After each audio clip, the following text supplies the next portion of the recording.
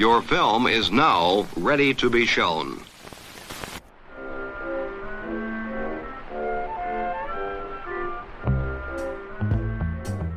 Good morning. I'm Justin Hendricks, editor of Tech Policy Press, a nonprofit media venture intended to provoke new ideas, debate, and discussion at the intersection of technology and democracy. Messaging platforms, often promoted as places for private discussions, are increasingly becoming hubs for political engagement, including from election campaigns and those that want to influence them. The design and functionalities of apps like WhatsApp, Telegram, Signal, and Viber make them especially effective for spreading political propaganda or distributing content aimed at influencing public opinion. How can risks to election integrity on these platforms be mitigated while preserving the promise of encryption and private communication?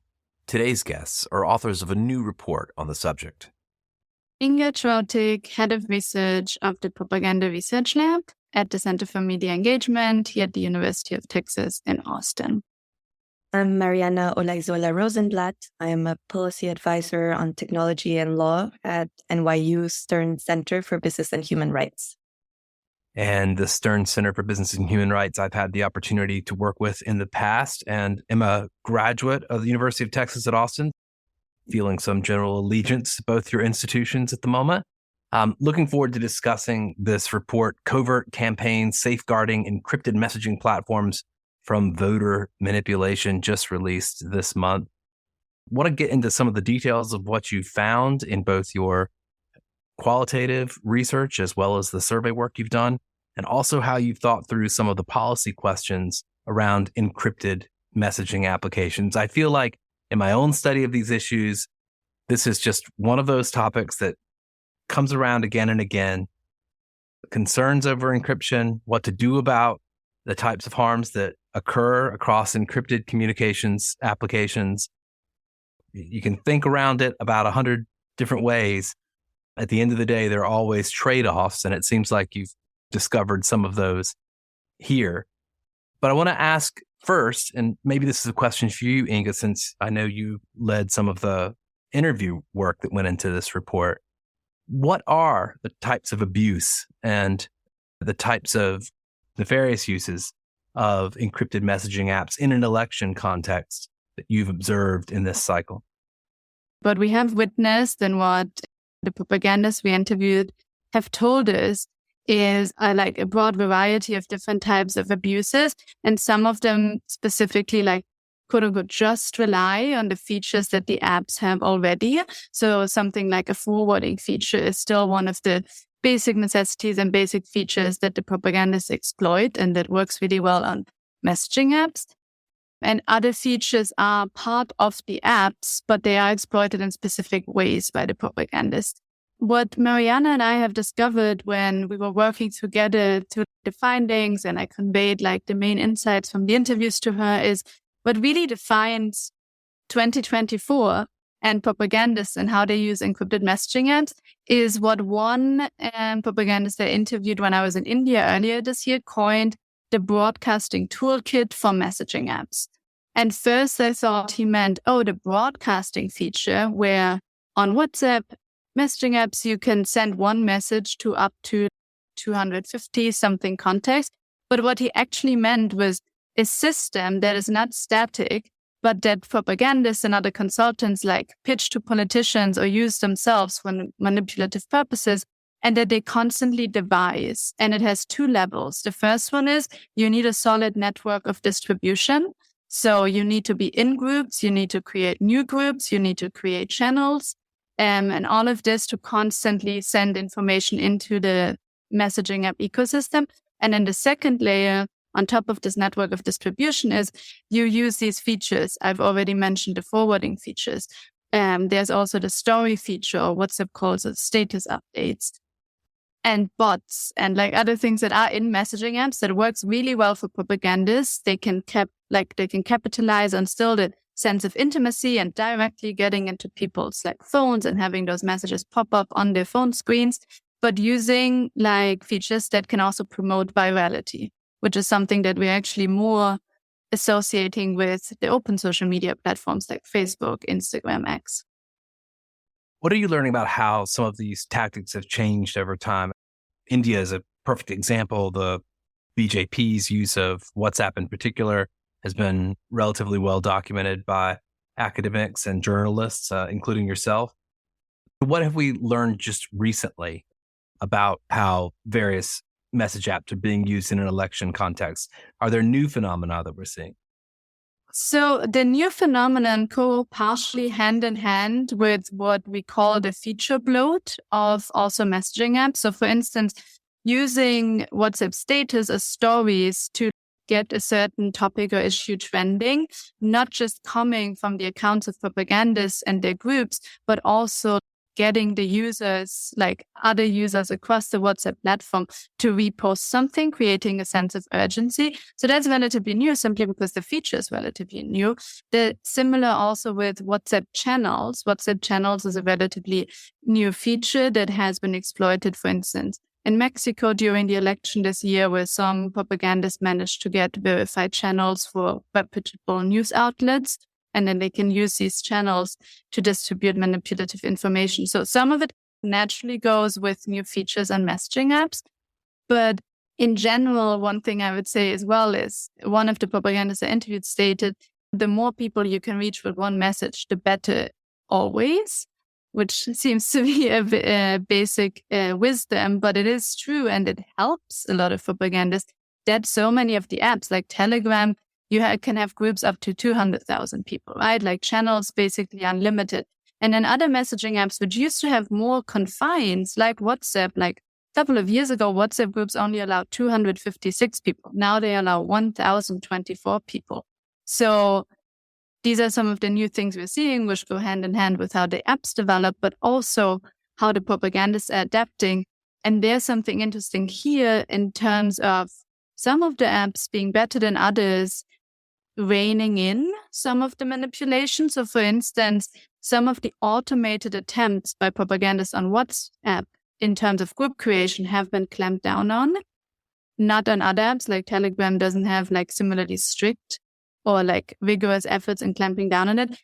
But you can still create these massive groups. You just need to wait a bit longer to add group members. Instead of every second adding a new group member, you wait like 10 seconds to add a new group member. So over the last year, we've seen this ongoing cat and mouse game, right? And it's still ongoing.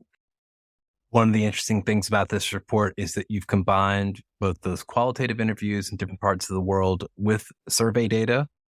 Mariana, I want to ask you about what you've learned in the survey in particular. One thing that I know you found is something that we found in qualitative work that we did for a report at Tech Policy Press.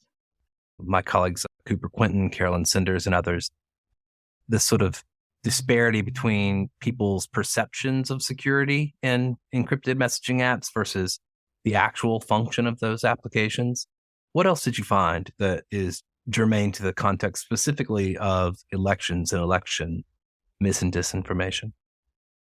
Right. So Inga discussed the supply side, which is what propagandists are doing to try to pump out their misleading and often harmful content related to elections, trying to manipulate people. And the survey looked at the demand side, or the recipient side. How do users receive these communications, and what effect does that have on their opinions? And so we asked users, first of all, what portion of you, how many of you have received political content on messaging apps? And we looked at 4 messaging apps that offer some level of encryption. The 4 were WhatsApp, Viber, Telegram, and Signal. And we also allowed them to state whether they used other apps, messaging apps, that is. And a huge portion, 62% of them said, across 9 countries, that they received political content frequently on encrypted chat apps. And then we asked, okay, of those who received political content, how many of you, or did you receive that content from people, accounts that you choose to follow and be in touch with, or from strangers, or both?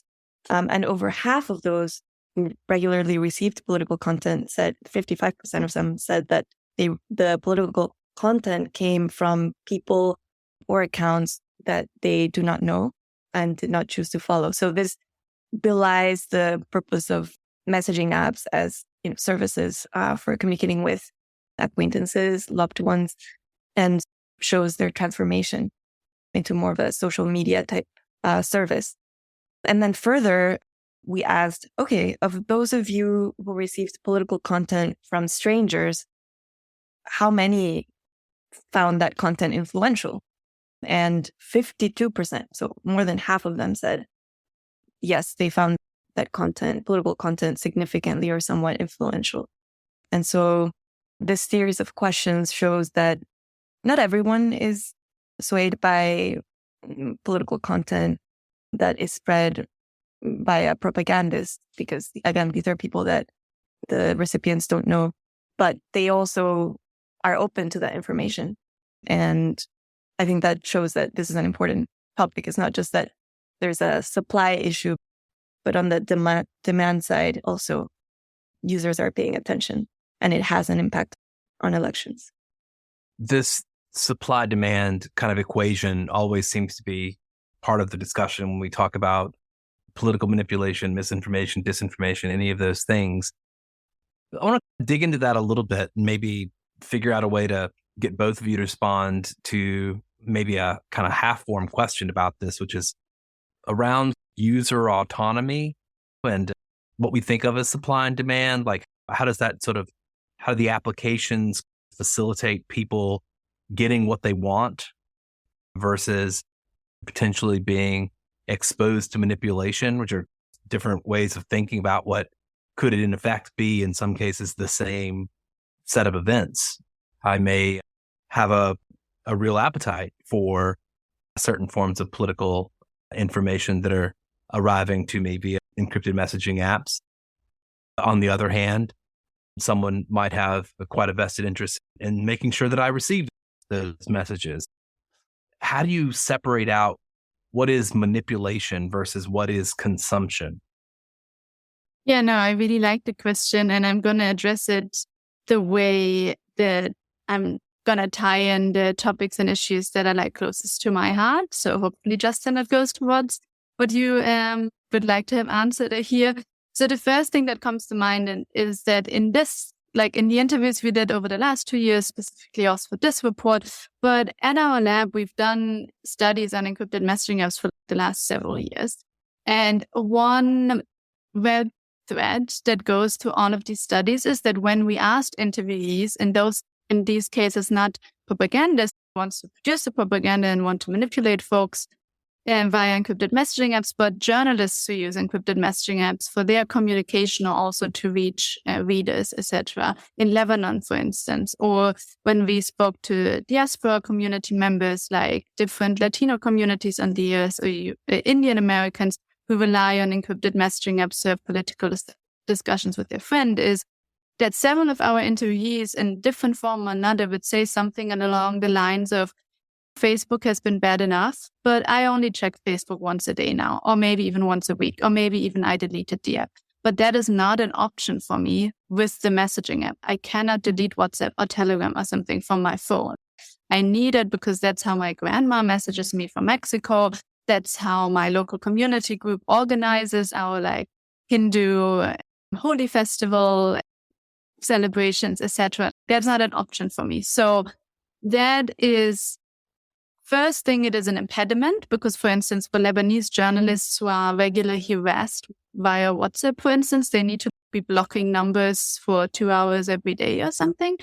But the way the apps currently still are, there are ways how users can protect themselves in a certain way because they are still not algorithmic, right? So one Indian student in Houston explained to me how he creates his own WhatsApp and he does a lot of muting and archiving chats and unfollowing and immediately blocking as well. So that is something where actually a lot of like the users have a bit more autonomy than they have with other apps. And I see that as a positive thing ultimately.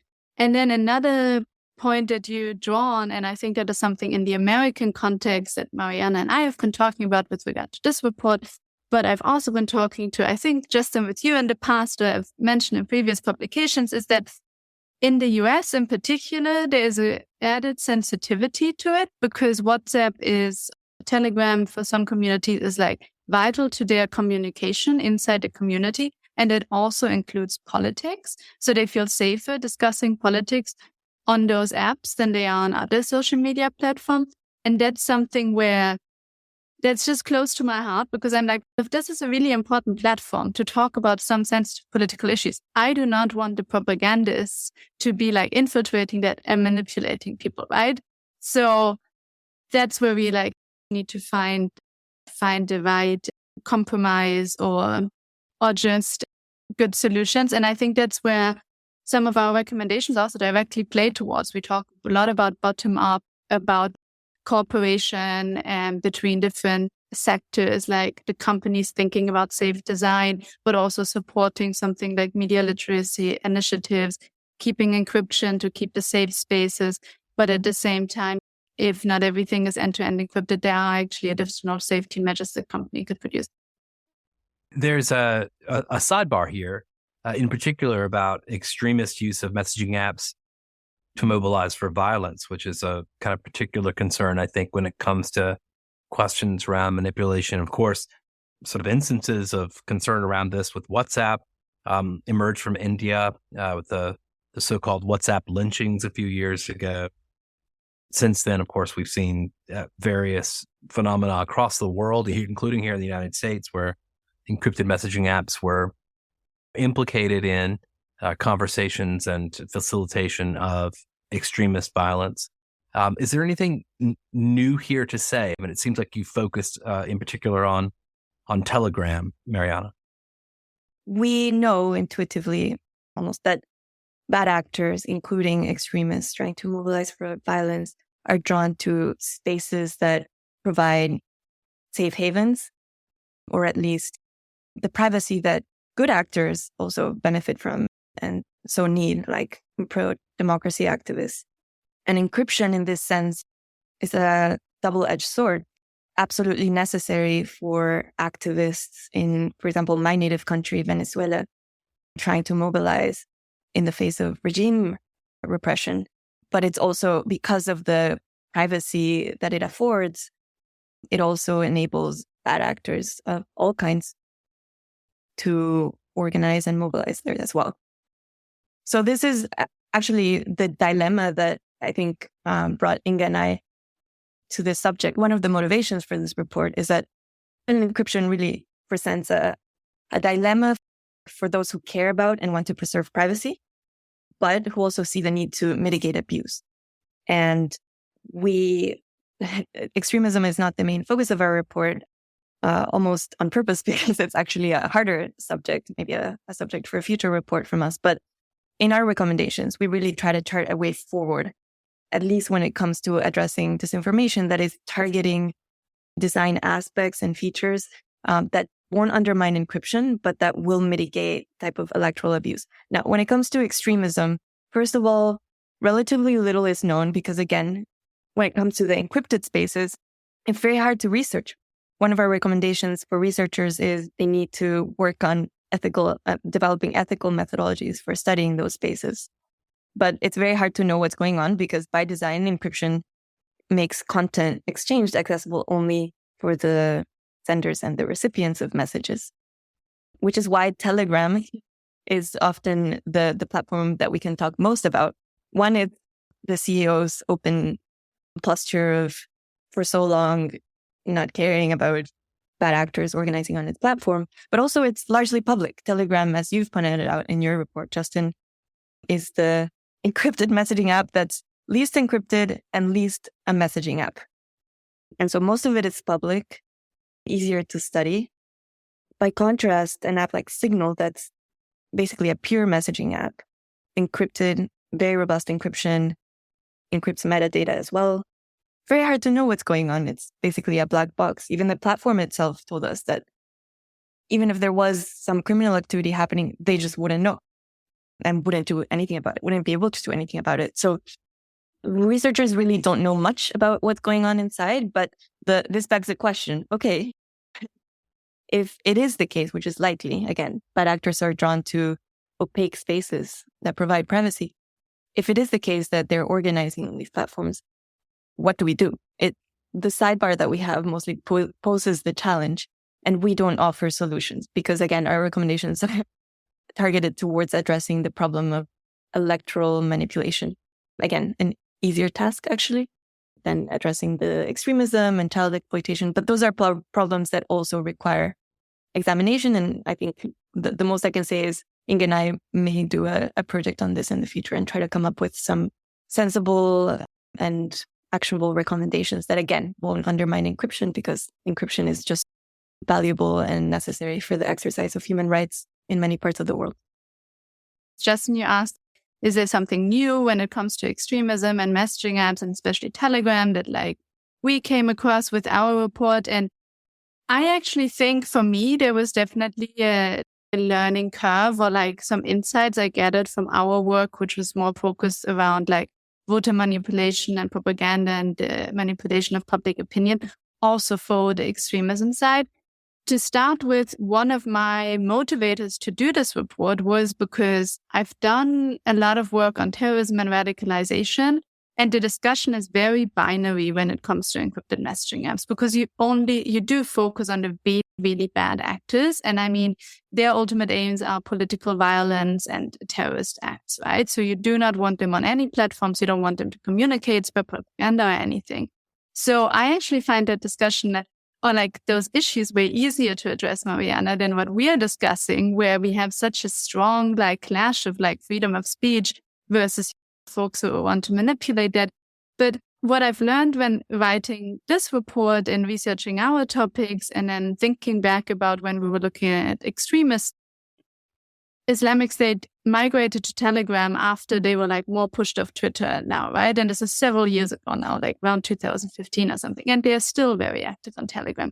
And what I realized when writing our report is that it is just so helpful to put encrypted messaging apps and their political roles into a broader context, because there's so many granular and recommendation from policymaker side and from the platform side that you can clamp down on or regulate or safeguard, that would also make life much harder for extremists and terrorists. Because yes, they want safe platforms, but they also want a lot of audience reach, because in the end, you can only create a bigger movement or start something like January 6th if you do reach a lot of people. So some of the things that we suggest, which is clamping down on virality and other safeguards that you could implement, but definitely also make it much harder for extremists to exploit the platform, in addition to propagandists. And I think that is really important to keep in mind also for people from that space, because it isn't like a black and white and a binary. And if you put something into a broader context, you can actually find ways of reining in different bad actors. I do want to turn to some of those recommendations. You've already given away this one, the recommendation to policymakers that encrypted messaging platforms should be included in the scope of online platform regulation, but that policymakers should ensure that compliance with that regulation does not entail breaking encryption. I'm sure many of the defenders of encryption and of privacy more generally will be happy to see that as among your first recommendations. But you do suggest that policymakers should, on the flip side, really try to focus on transparency and making it possible for researchers to study encryption and study encrypted messaging apps in more depth, as you've mentioned here, that they should support effective bottom-up media literacy initiatives, that sort of thing. But I want to focus in particularly on the recommendations to the operators of messaging apps. I assume that some of them care, right? I'm not entirely sure about all of them, but let's assume that one or more of them might be listening to this podcast. What's the number one recommendation that you'd make to all message app operators that you think would help counter political manipulation with regard to elections on these services? Number one, probably the most far-reaching, but in my opinion, most necessary and least likely to be adopted. I don't know if that makes it number one on many fronts, is bifurcating the platform. So these platforms, we call them here and in the report, encrypted messaging platforms. But that's a misnomer in certain ways, because they're encrypted, but to different degrees. And really the only one that's fully encrypted is Signal. Telegram can hardly be described as encrypted. It's mostly a everything app or social media, cool messaging app. WhatsApp is approaching something similar, Viber as well. So what we believe is that these platforms, rather than trying to do everything, they should really bifurcate their services. When they offer messaging service, that private messaging service should be clear to users. That should be protected with end-to-end encryption. It makes sense, no? When you have one-to-one or small group conversations, that they be private.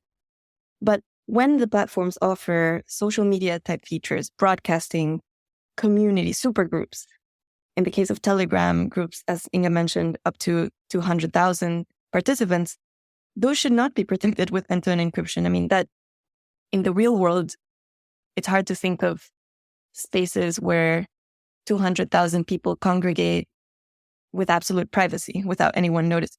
So we think that platforms should be clear about the services they're offering and also be transparent with the users when they're really afforded privacy, when they can count on the end-to-end encryption and when they cannot. So I think we see as a problem the fact that these initially messaging services have expanded dramatically into services for all sorts of communication, and in the process undermining users' privacy expectations. So I think that would be my number one recommendation that would solve a lot of issues and allow us to then implement the other recommendations that are in a way more targeted towards the types of abuse tactics that we've seen from the field. But I think this one would be the most far-reaching. I completely want to underline everything that Mariana said. And just as a very brief summary, I think the number one recommendation would be not to put revenue making ahead of user safety, which is a general recommendation very often. I would also say for other social media platforms, because as we've seen in our report and our data, a lot of the ways that messaging apps started to be making more money over the last years with premium features, with business APIs and business features, those are the things that are most handy for propagandists, and they really, really try to exploit. So don't put the revenue making above trust and safety for the users. And I think if you do that, then there are also a couple of other features that you would think twice about for a messaging app. For example, increasing the group size number, increasing having those super groups, because in my opinion, that is a way how companies want to have the users spend even more time on a specific app. But I don't need a 1024 group. And a lot of folks we spoke to said they also wouldn't need that. But those feature bloats, status updates, stories, bigger groups, etc., I think are ways that the companies are trying to have the users spend even more time on the app and make it a super app or something like that. So. Yeah, and to follow that, two other features or aspects of the platforms that are in the money-making interests of the platforms, but not in users' interests, are the ability to create unlimited accounts in a single device. That's the case with Telegram. Signal, by contrast, only allows one account per device. It's a very strict limit. And WhatsApp and Viber are somewhere in the middle, but there are loopholes that propagandists exploit. And companies may not have a monetary interest in curbing the account creation and pace of account creation because they want to report high user numbers.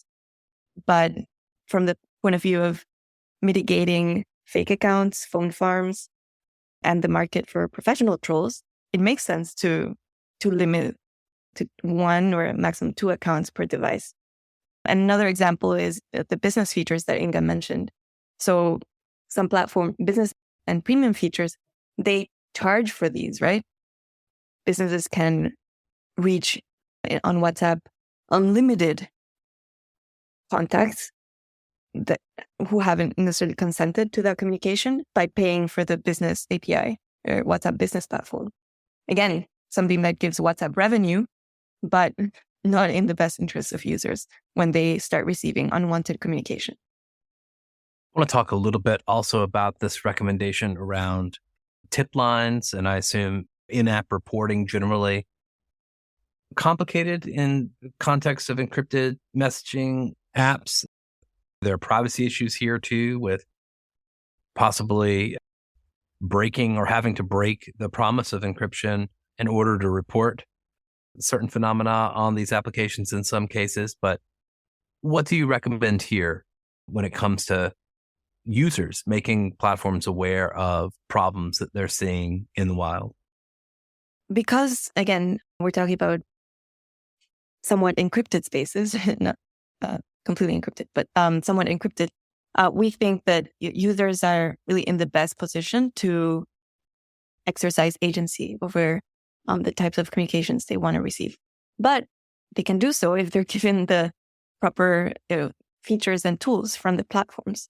So one type of user-driven fact-checking tool is tip lines. And tip lines don't break encryption in any way. Tip lines are basically accounts created by civil society organizations, fact-checking institutions, where they say, hey, if you receive anything that you have doubts about on WhatsApp or Telegram or Viber, just send it to us and we'll tell you if this content has been fact-checked. And again, it's up to the user to send that content. They don't have to reveal who sent it, when, and then the tip line just answers. So user-driven completely, and again, doesn't break encryption. There's another possible functionality that one of our expert interviewees suggested, which is a one-click reverse image search, especially now in the age of generative AI-produced images. It would be very useful if users could click on an image that they receive on WhatsApp, for example, and then click and in a series of very simple steps, they could see, where does this image come from? What's its history of use? There's something that Google offers, for example, and wouldn't it be great if it could be integrated into these apps? Right now, tip lines are cumbersome to use, which is why users report almost barely using them. In our survey, we asked users, and only 7% of them across the 9 countries said they had ever contacted a tip line. And actually, when we looked into which tip lines, because we asked them, okay, which tip line did you contact? A fraction of them had actually contacted a tip line that was recognizable. So some don't even know what a tip line is. But when we asked them, would you find useful an option to check the veracity of a piece of content with a fact checker of your choice, 83% said they would find such an option. So very lopsided. These are just 2 features that platforms can enable through technical means. Again, neither of which would break encryption. User reporting, it compromises privacy, but it doesn't break encryption. It compromises privacy to the extent that it's up to users to report something that they receive that they consider illicit or abusive or false, violative of platform policies to the platform. And some platforms receive such reports, others don't. Signal doesn't have a user reporting function. And again, most users in our survey said they would find that useful. Is there another recommendation that you think is crucial? Mariana has covered almost everything, but the one big one, which is also in our recommendations, where I just see the biggest potential for future abuse, because we have already seen it in this election year, but some of the propagandists I spoke to are like more hesitant than others, is just have a watch and think about your business expansion of the business features and what you allow individual users, and how everything that might be useful in terms of reaching more consumers also will be reaching potential voters in the future. So there's a lot of in the vetting processes and then in the follow-up after being verified or vetted that companies should invest in. Like, just because you verified an account once or you approved a business once doesn't mean that's going to be a legitimate business in the foreseeable future. Like, there needs to be more follow-up and more resources going into that so that the business features on WhatsApp, but also Viber, for instance, and premium features on Telegram aren't like completely taken over by manipulative actors. My last question is really about the future. And a lot of folks are worried about generative AI and the possibility that we'll see extremely large scale networks of AI chatbots that may be very difficult to discern. Maybe they have their own kind of counter forensics capabilities built in. They're able to set up their own accounts and mimic human behavior and do all the things that would be necessary. What if your report addresses this? I mean, I know to some extent you've looked at certain platforms like Viber that are literally letting you set up chatbots within the application. What do you think we have to expect when it comes to thinking about this particular problem?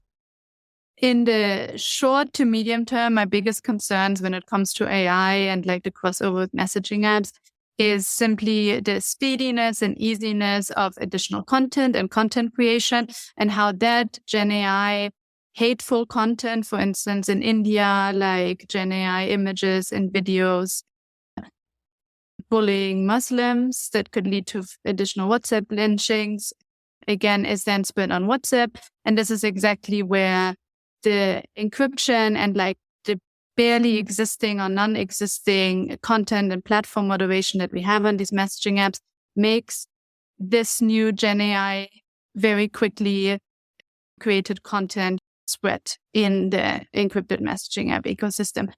More in the mid to long-term future, things that Marianne and I saw some evidence for, but we are wondering how this is going to play out, is how AI chatbots are being incorporated into all of these apps. And I think there are two concerns I have here. The first one is about how much does that actually circumvent some of the existing end-to-end encryption? If like messages and chats are now partially being shared, if AI chatbots become part of the conversation because the chatbots are actually from the company, right? And the second one is obviously, okay, what type of content on the app can these chatbots then create, be prompted to create, be programmed to create on some of the apps? An enormous amount of work that has gone into this report. And I appreciate all the work you do, both at NYU, of course, which is home for me as well, but also at the University of Texas. I look forward to hopefully seeing another collaboration between these two institutions in the future. And hopefully we'll have the opportunity to talk about these things in future when you have new results to share. Inga, Mariana, thank you so much for joining me today. Thank you so much for having us. Thank you, Justin.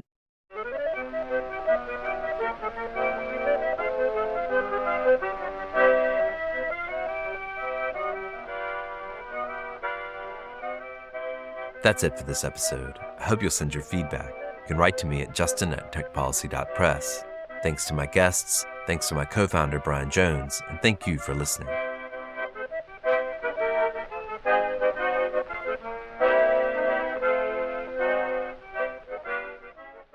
Tech Policy Press.